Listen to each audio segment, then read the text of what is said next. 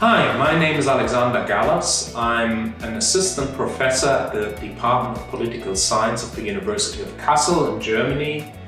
And I've been talking with Ismail Karatepe from the ICDD about an important topic, which is academic publishing and publishing your research. I'm an editor of the Global Labor Journal, and I've been sharing some of my experience about how to go about getting your research out, about how to approach editors and publishers, about what the different types of academic publications are, and generally about strategic questions concerning research and publications. Check out the video.